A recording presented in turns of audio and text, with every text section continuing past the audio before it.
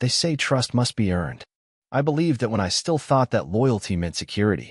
When I thought that by marrying the woman of my dreams, I would never wake up in a nightmare. A star athlete. A smile like sunshine. Lies like poison. When I looked at her phone, I was shocked. Something inside me broke. Not just betrayal. Not just a broken heart. And then came the revenge. The kind that leaves smoke in the sky and echoes in the walls. The kind that makes you wonder if you're still a good person when it's all over. This isn't just a story about cheating. It's a story about how I burned her life down and walked away from the flames without looking back. Sit back and get comfortable. I'm about to begin. I was in my junior year when I met Nadia. Life was moving fast. I was playing Division I football, starter on a nationally ranked team, traveling from state to state every week, grinding through practices, late-night film study, weight training, and somehow squeezing in classes. My whole world was sports, sleep, and competition. I didn't have time to chase women, but they came around anyway. Most were just part of the scene. Pretty faces at team parties, casual texts, a few late-night conversations that went nowhere. But Nadia was different. She ran track, mid-distance, 800 meters mostly. She was lean, tall, and moved like she was weightless. I'd see her sometimes in the athletic training center, icing her knees or stretching on the turf. Our eyes met more than once, but I never said anything. She had this don't approach me confidence about her. Not stuck up, just sharp. She always seemed focused, always in motion. I told myself she was out of my league and left it at that. Then came this party. One of the soccer guys was throwing a house rager. The kind where the air inside was hotter than outside, and someone was always yelling for more ice. I didn't even want to go, but my roommate Moreau, this 7-foot Russian, dragged me out. Said I needed to be human for once. He wasn't wrong. It was packed, wall to wall with athletes and people pretending to be athletes. I was halfway up the staircase, trying to get to the kitchen for water, when I saw her coming down. Nadia. She paused right in front of me. No warning. Just looked at me like she'd been waiting. She smiled, tilted her head a little, and I swear I forgot how to breathe. I said the dumbest thing. I think it was something like, "You have great shoes." She laughed, not because it was funny, but because she could tell I was caught off guard. 3 days later, we were texting nonstop. It was like some switch flipped. All of a sudden, I was looking forward to every message. She was witty, knew how to match my sarcasm. We started meeting up between lifts. She had a boyfriend when we met. Some upperclassman on the basketball team. I didn't care. Maybe that makes me a jerk, but the way she talked about him, I knew it was already ending. Within a couple weeks, she broke things off, and we were exclusive. By the end of the semester, she was practically living at my place. She had her own dorm, but that bed stayed cold. All her stuff migrated into my closet. We moved fast, too fast. Looking back, I think we mistook adrenaline for love.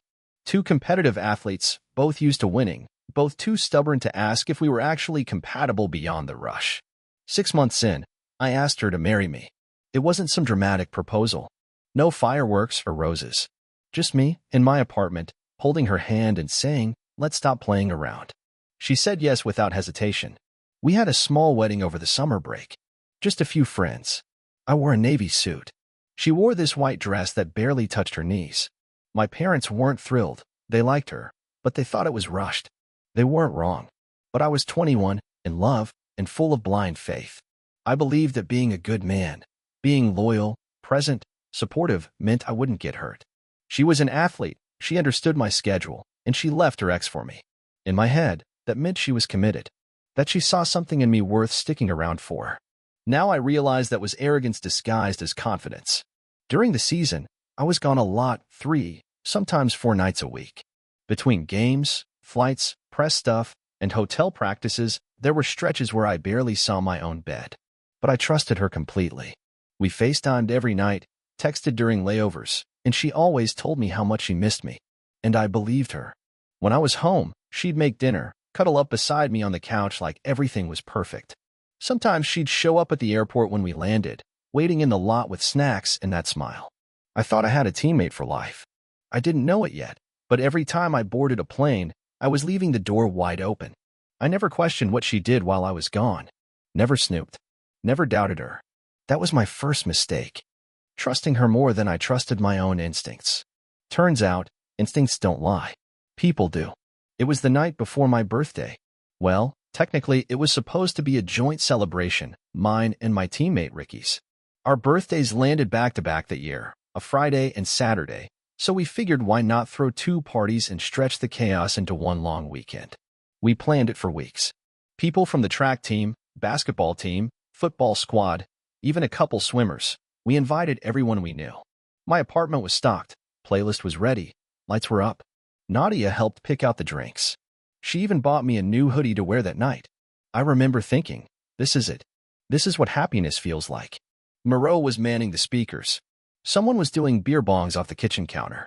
Nadia stayed close to me the whole night. She was smiling, laughing at everything I said, clinging to my arm like we were newlyweds on vacation. I had no clue anything was off. By 2 a.m., it was just close friends hanging around. I was still buzzed, hadn't sobered up yet, and Nadia and I made our way to the bedroom. We locked the door behind us and collapsed into each other, both of us half laughing, half falling. Afterward, she knocked out cold, face down in the blankets like someone had flipped her power switch. That's when I remembered the app. She always logged things into her period tracker, kept notes about her cycle, symptoms, everything. She was weirdly organized like that. She once told me that she writes down every time we don't use protection, in case she misses a period. It was something I appreciated, honestly. She was responsible, smart about her health. But I also knew we were both too out of it to remember by morning, and she had her phone lying right there on the nightstand, unlocked. I reached for it and figured I'd be helpful, mark it for her like she always did. Simple gesture, right? Wrong. When I opened the app, I didn't recognize what I was looking at first. It was just a grid of colored dots. Reds, blacks, blues. Looked like a bingo card. I tapped one of the black dots. There was a note, a name, a time, a little heart emoji. I tapped another one. Different name, another time, smiley face. I didn't understand. I thought maybe it was old, or she was tracking something else. I scrolled back to last month. Then the one before. Then the month before that. Black dots everywhere. They weren't old. They were consistent. Routine, even. I clicked one from 2 weeks ago. She'd written, Jack's apartment, no protection. He brought wine. I kept going. Another one said, T gym, again. Same day. LOL? T was a guy from our gym. I had played soccer with him twice during summer training. He gave me his protein shake recipe. The one before that? Late night visit from Bryce. Wore his hoodie home. Bryce. That one made me sick. Because Bryce was my teammate. He was the guy I used to drive to practice. The guy who sat next to me on away games. We'd eaten dinner at the same table dozens of times. I kept going. I couldn't stop. My fingers were trembling, scrolling through months like I was peeling wallpaper off my life. There were months with double digits. No gaps.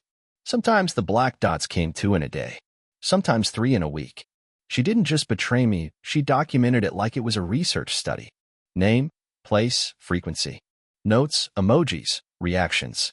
There was no guilt in the entries. No regret.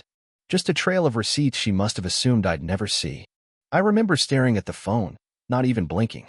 Everything felt unreal. My ears were ringing. My chest was hollow. I wasn't even angry yet, just stunned. I looked over at her, passed out, snoring lightly into the pillow, hair spilling across the bed like she had nothing to hide. I sat there for almost an hour.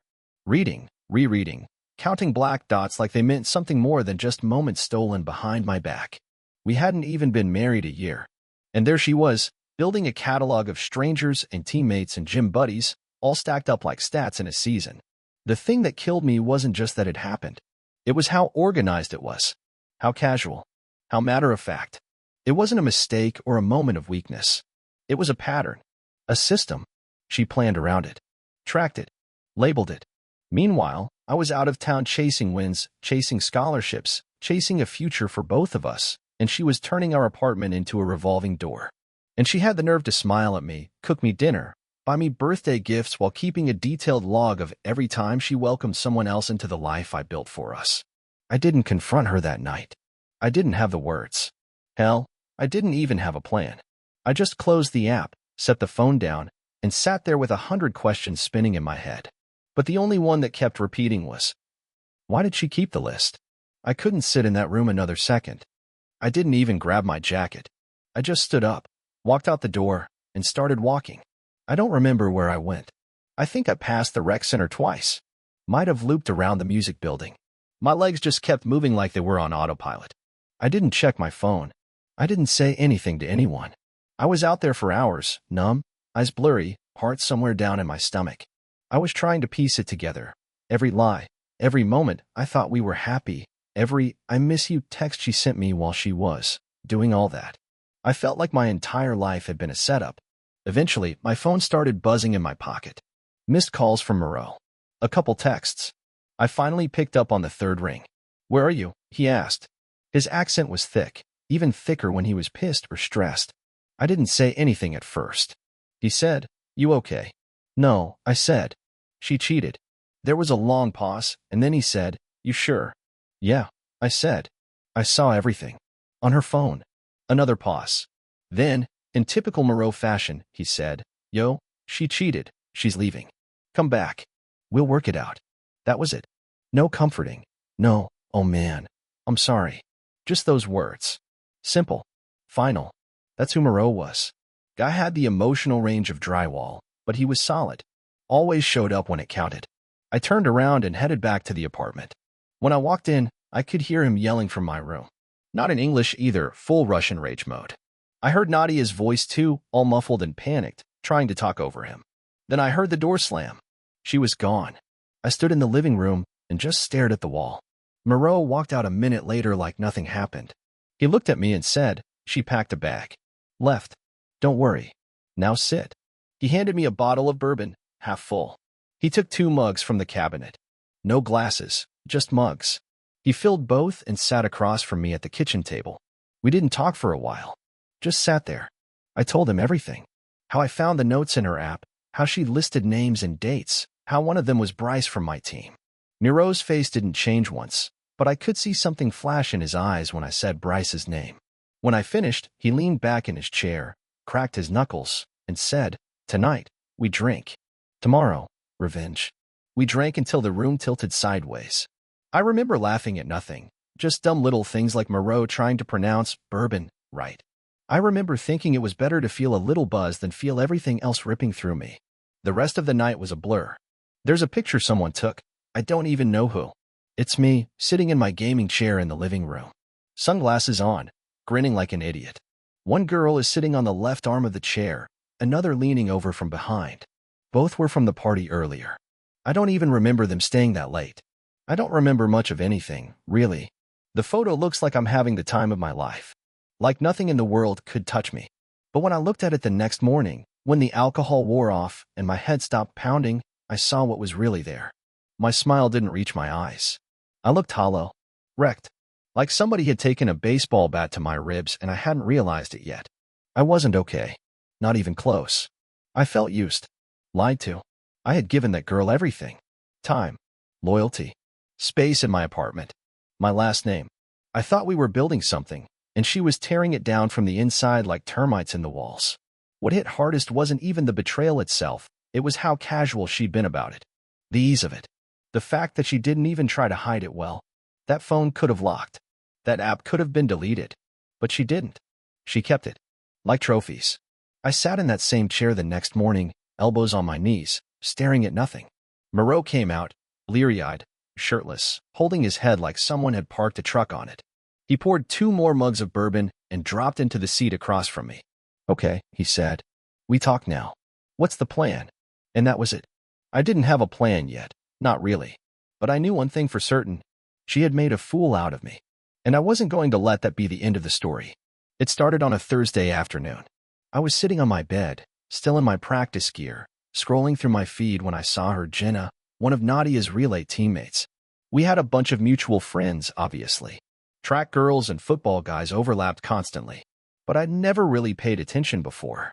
She popped up because someone tagged her in a post.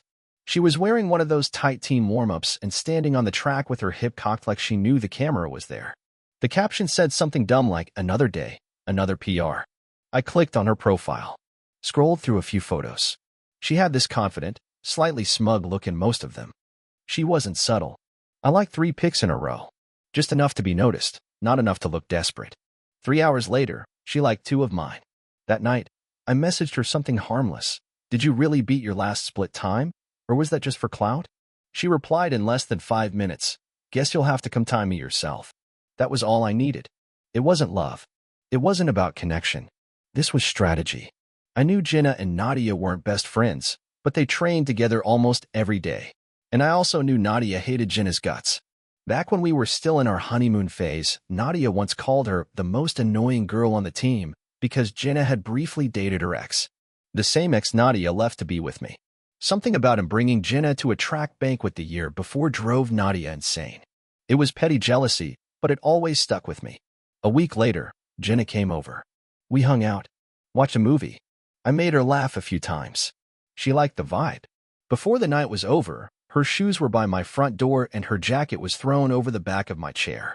She left the next morning in a rush, late for practice. She forgot her chapstick on my desk and a scrunchie wrapped around my gear shift. I didn't move them. A few days later, I saw Nina, another teammate, at the rec center. She smiled when she saw me and asked how my ankle was doing, which was the most basic opener imaginable, but I played along. We chatted a bit. I said I was working on rehab exercises, and she mentioned she had some stretches that helped her. I offered to make dinner the next night so we could go over them together. She said yes. After she left, I found one of her earrings under my pillow. She also brought over a sweatshirt with her name embroidered on the sleeve. When she took it off and tossed it on the couch, I made a mental note to keep it right where it landed. That one hit hard for Nadia. I know it. It was team-issued gear, and those sweatshirts weren't exactly floating around for anyone to borrow. Only someone on the relay team would have one. Next up was Kaylee, the quiet one. Didn't talk much, kept her head down. But she followed me on Instagram and had liked a story I posted the week before. I'd met her a compliment about her new race spikes, and she responded with a shy "Thanks, you noticed?" I played it cool, just enough flirtation to get her curious, not enough to be obvious. Within days, she was in my kitchen asking if I knew how to make pancakes without a mix. She left a pair of heels by the door. I didn't return them. The final one was Brianna. She was the toughest. Already had a boyfriend, some swimmer dude with a massive jaw and a trust fund. She was also the loudest one on the team, talked the most, partied the hardest, and swore the most in practice, from what Nadia used to tell me. She also happened to be the one Nadia trusted the most. I'd seen them hug after mates. Heard her name come up 100 times in conversations. I knew this one would matter. So I bided my time. I didn't come on too strong. I waited until I saw her at a mutual friend's birthday get-together. We sat next to each other. I made her laugh. I helped her carry a heavy drink tray. She looked at me differently after that. Like she hadn't considered me an option before, but now she was thinking about it. The rest was just momentum. When she came over, she wore one of those team-issued puffer jackets. She left it hanging on the back of my door. I didn't give it back. By then, my place was practically a trophy room. A pair of heels, a hoodie, a scrunchie, a team sweatshirt, an earring, a toothbrush someone left in the bathroom, a puffer jacket slung over the door. I didn't touch any of it. I wanted her to see every piece. And eventually, she would. This wasn't casual. It wasn't coincidence. I wasn't just hooking up out of heartbreak or loneliness. This was targeted. This was war. And every item left behind was a scar I was putting on her world. She marked her conquests in a calendar. I marked mine with reminders she couldn't ignore. It didn't take long for the rumors to start. I figured it might stay quiet. Just a few whispers, a few late-night texts among teammates. I wasn't exactly broadcasting what I was doing, but I wasn't hiding it either. I let things sit where they fell. Hoodies left on chairs. Jackets by the door. A lipstick tube that somehow rolled under the coffee table. It was only a matter of time before someone noticed. And someone did. It was Jenna's boyfriend who lit the fuse. He saw her texting me late one night. Probably got suspicious, went through her phone, and found our messages. I don't know exactly what he saw, but whatever it was, it hit him hard. Because 2 days later, he showed up outside the track facility yelling her name like it was a soap opera. Security had to escort him out. She was crying. Another girl was shouting at him to leave her alone. By that afternoon, Nadia knew. That's when the chain reaction started. The entire relay squad imploded. Nina stopped talking to Jenna. Brianna and Kaylee had a screaming match in the locker room. People took sides. Girls who had run in perfect rhythm on the track were now avoiding eye contact, skipping practices, and throwing not-so-subtle insults during warm-ups. Word spread beyond the team. Suddenly, teammates weren't just mad, they were embarrassed. They realized they weren't the only ones. That's what hit them hardest. The overlap. The lies. The sense that they'd been part of some weird competition they never signed up for. Nadia's name started showing up in group chats and joke threads. People talked. Loudly. She lost friends almost overnight. Some of them told her to her face she brought it on herself. Others ghosted completely. The tension bled into practice. Their times dropped. Their handoffs were sloppy. Races were lost. Nadia missed one meet, then another. Her coach was fuming, pacing the sidelines, yelling more than usual. Eventually, he figured out something was going on off the track. He must have heard the rumors. Maybe he didn't believe them at first. But then he saw the effect, saw how broken his relay team had become. That's when he tried to come after me. He went at my coach. Accused me of disrupting his program. Said I was creating unnecessary conflict among student athletes. Tried to say I was violating some vague policy about interpersonal interference. My coach laughed in his face. I can't control who girls date, he said. If your team's imploding, maybe look at your own locker room. It didn't stop there. Nadia's coach went higher, filed a complaint with the athletic director. Said my behavior was harmful to team cohesion across departments. Said I was targeting women, like I had some hidden agenda. But he had no proof. Nothing I did was against the rules. And the school had just launched a new promotional campaign with my face on it. There were posters of me everywhere. On bulletin boards. On the side of the fitness center. Even on one of the buses that looped around campus every day. I was in full uniform, smiling, arms crossed like I owned the place. Every time Nadia left her dorm, she had to see it. Every time she walked to class, or tried to grab coffee, my face was right there plastered on walls, staring at her with the same grin I wore when I thought we were happy. The irony wasn't lost on me. While her team was falling apart, I was being celebrated. While she was dodging glares and whispers, I was signing autographs and getting interviewed for the school newsletter. The worse it got for her, the more it fueled me. She stopped showing up to the dining hall. Started walking the long way to avoid people. Then she missed a full week of practice. I heard she wasn't answering her texts. Someone told me she dropped 2 classes. Another girl on the team said Nadia cried during a team meeting and had to leave early. I didn't feel bad. Not yet. I saw her once, outside the library. She looked like a different person. Pale. Hair tied back in a messy bun. No makeup. Hoodie that looked 3 sizes too big. She didn't notice me at first. But when she did, her eyes locked onto mine for a split second. Then she looked away like I wasn't real. A few days later, she went on medical leave. Word was she'd been seeing someone at the student health center, talking to counselors, trying to get back on her feet. But nothing was sticking. Her parents came to visit. I saw her dad on campus one afternoon, standing outside the admin building, looking exhausted. I didn't stop. By then, I was too far gone. The pain she gave me had turned into something else, something sharper, colder, easier to carry. And I wasn't ready to put it down. Not yet. It was almost the end of the semester when I heard from her again. I haven't seen Nadia for almost a month. After she left campus for medical leave, she pretty much disappeared. No social media posts, no texts, no run-ins around the athletic center. Her friends stopped mentioning her, like they didn't know what side they were supposed to be on anymore. Then out of nowhere, I got a message. It wasn't long. Just, "Hey, can we talk?" I stared at it for a long time. My first reaction was to ignore it. Just let it sit there, unread, like her absence had never been noticed. But I was curious. Not about her feelings. Those didn't matter to me anymore. I wanted to see what she looked like, how she talked, how far she'd fallen. So I answered. Told her I'd meet her for coffee near campus. We met on a Thursday afternoon at a quiet spot behind the library. She was already there when I arrived, sitting at a small table in the corner, hoodie pulled tight over her head, sleeves covering her hands. She looked up and gave me a weak smile. Not the kind she used to give me. This one looked stitched on, like it took effort. She said, "Thanks for coming." I nodded, didn't say much at first. She started crying after about 10 minutes. Not loudly, just quiet, steady tears. She said she was sorry, that she'd been in a bad place, that she messed everything up and couldn't believe how far things had gone. Then she said she missed me, said she still loved me, said maybe, if I was open to it, we could try again. Start fresh. Be better. I leaned back in my chair and acted like I was thinking it through. Truth was, I'd already made up my mind. Not about actually forgiving her, never that. But about what came next. This wasn't about getting back together. This was about control. I told her I'd consider it. that maybe we could rebuild something if she was serious about changing. She nodded through tears and said, anything. So I gave her my conditions. No male friends. Period. Not even for class projects or study groups. If a guy texted her, she had to show me. She had to share all her social media passwords. Instagram, Snapchat, Twitter, everything. No burner accounts.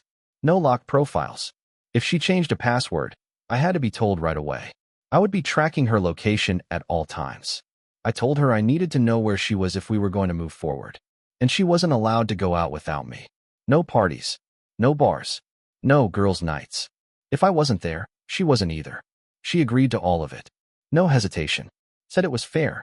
Said she deserved worse. A week later, she moved back in. Her old drawer was refilled with her makeup and hairbrush. Her shoes returned to the hallway.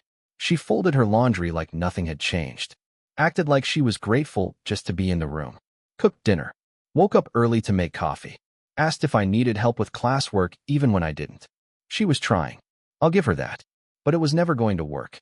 Because I hadn't forgiven anything. Not even close. While she was reorganizing her life around my rules, I was out doing the exact opposite. I had already been talking to one of her classmates, Heather, from an English course they both took last year. She liked to send long messages late at night and called me dangerous in that flirty, half-joking way. I was also seeing Lauren, who worked part-time at the rec desk. Nadia used to talk to her almost every day during morning cardio. She never knew we'd even spoken, let alone anything else. And then there was Marcy, who used to babysit Nadia's niece back when her sister lived in town. I bumped into her at a campus food truck one evening. She asked about Nadia. I gave her some vague answer. And before long we were sitting at a picnic table talking like we'd known each other for years. I didn't feel guilty. Not once. Everything I did knowing she was still trying to prove she could be trusted. I let her cook for me while I answered texts from girls she'd never suspect. I let her fall asleep on my shoulder while I planned where I'd be the next day with someone else. Eventually, she found out. Probably saw a message or overheard something. She didn't say much. Just asked if I was seeing someone else. I looked her in the eyes and said, yeah, I am. She stood there frozen. Face pale. Hands shaking. I didn't yell. Didn't explain. I just said, now you know how it feels. Then I picked up my keys and walked out the door. Didn't look back. We were still legally married. I think I tried to forget that part for a while, like it wasn't real. Like the whole thing had just been a bad stretch of months, and maybe the paperwork we signed at the courthouse before summer didn't count. But it did. My name was still on hers. That little slip of paper still tied us together, whether I wanted it to or not.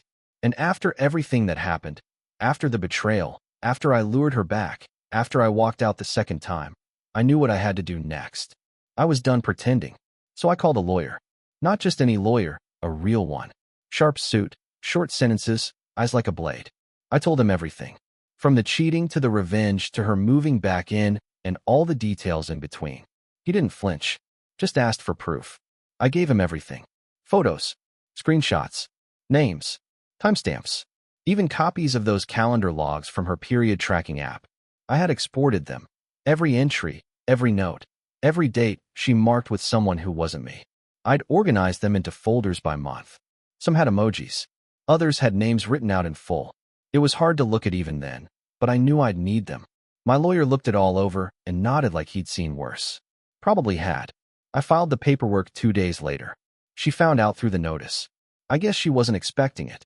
Maybe she thought I'd moved on and forgotten. Maybe she thought I was too tired to drag this into court. But I wasn't tired. I was ready. She called me 4 times in a row. I didn't answer. Then she messaged me. Said we didn't need to involve the courts. Said we could talk like adults. She still wanted to work things out, or at least, end things peacefully. I wasn't interested in peaceful. She begged. I ignored her. Next thing I knew, she lawyered up. Her side came out swinging. She claimed emotional distress. Said I had manipulated her. Tried to say I was controlling, that I'd isolated her from friends and tracked her movements. She painted a picture like she was some trapped, wounded bird. Her lawyer played it up like a drama script. They even hinted that I'd been unfaithful first. Said I'd targeted her friends. That I'd humiliated her intentionally and weaponized social influence, whatever that means. In the courtroom, it felt like I was the villain in one of those overacted cable movies. Her lawyer stared at me like I was a monster who'd broken her spirit and stolen her light. But I came prepared. When it was my turn, I handed over the documents. Pages and pages of entries from that app. Every note she left about the guy she was with. I submitted screenshots of her text with my teammate Bryce. DMs with the trainer from our gym. A folder of photos showing her with guys she told me not to worry about. I kept my voice calm. No yelling. No name calling. Just facts. Let the evidence speak louder than I ever could. The judge sat there with a straight face for most of it. Read through everything in silence. At one point, he took off his glasses and rubbed his eyes. Then he looked at her lawyer and said, "Do you have anything that contradicts this timeline?" Her lawyer went quiet. Then shuffled a few papers and said, "No, Your Honor." That was the moment I knew I'd won. The judge didn't take long. He ruled that there would be no spousal support. She wouldn't get a dime from me. I kept full ownership of the apartment. She was ordered to vacate and return her set of keys within 72 hours. She was also told to cover her own legal fees. I didn't celebrate. I didn't smile. I just stood up, nodded, and followed my lawyer out the back of the courtroom. But she caught up to me in the hallway. Said she couldn't believe I went that far. Said I was cruel. That I'd humiliated her in front of strangers and made her feel worthless. I looked at her. Really looked at her. She still had that same face. The same voice. The same way of twisting a situation like she was the one who'd been wronged. It was like none of it had ever sunk in. I didn't yell. I didn't raise my voice. I just said, "You wrote this story, Nadia." I just turned the page. Then I walked out the door. The sun was bright that day, too bright for the way I felt. But for the first time in a long time, I breathed easy. It wasn't joy. It wasn't pride. It was something quieter, peace, maybe. Or just the first hint of it. Either way, the chapter was closed. And I was finally free to start the next one. After the court date, I didn't go back to the apartment. I let my buddy Moreau handle the last walkthrough. Told him to change the locks, toss anything that wasn't mine, and send me a picture of the front door once it was done. I didn't want to see it again. Too much history. Too many ghosts. I packed my truck the same night and left town. No warning. No goodbye tour. I didn't even tell most of my friends. Just got on the road and didn't stop until I crossed 2 state lines. The next morning, I deleted every social media account I had. Instagram, gone. Facebook, gone. Twitter, gone.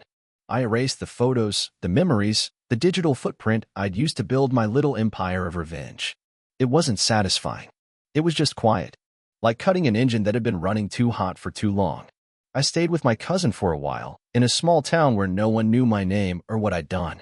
I got a job hauling boxes at a warehouse during the day and did night shifts at a grocery store stockroom. I didn't drink. I didn't go out. I didn't try to meet new people. I just worked, ate, and went home. I needed that. Because the truth is, I wasn't just trying to get away from her. I was trying to get away from who I had become. The parties, the constant chase for distraction, that wasn't me. I started down that road thinking I could control it. That it was just a temporary escape, a way to numb the betrayal. But it got dark fast. I found myself relying on things just to feel normal. Just to stop thinking for 5 minutes at a time. One night, I looked in the mirror and saw someone I didn't recognize. My jaw was tighter. My eyes didn't blink right.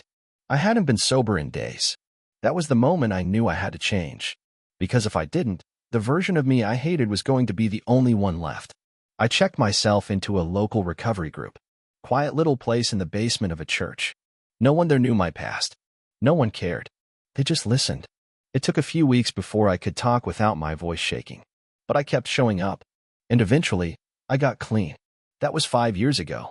Now, I live in a different state, in a small town where most people still wave at you from their front porches. I teach high school history and coach football in the fall. It's not glamorous. No fame, no posters, no crowds cheering my name. But I get to pour into kids who need structure, who need somebody to believe in them. Some of them remind me of who I used to be, full of promise, full of pride, and too stubborn to admit when they're lost. I met someone, too. Her name's Megan. We crossed paths at a hardware store, of all places. She worked the paint counter. Said she liked my flannel. We talked for 20 minutes about primer and brushes, and I walked out with her number written on a scrap of receipt paper. She's kind. Not the loud kind of kind. The real kind. The kind that listens when you talk and doesn't keep score. We took things slow. No games, no mind reading. Just honesty. We've been married for almost 2 years now. Sometimes I look over at her in the morning while she's reading the paper, hair still a mess, glasses sliding off her nose, And I think this is what peace looks like. Nadia reached out once. She found my email somehow, probably through some alumni contact or mutual friend. It was short. Said she hoped I was doing well. Said she was sorry again. Said if I ever wanted to talk, she'd be open to it. I didn't answer. Not out of spite. Not out of pride. Just because I didn't need to. She had all of me once. My trust. My time. My loyalty. My love. And she buried it. I built something new now. Something better. And she doesn't get to touch any part of it. Not anymore. Share your thoughts in the comments. Do you think the main character took things too far? Or was his response justified? If you liked the story, subscribe to the channel and give us a like.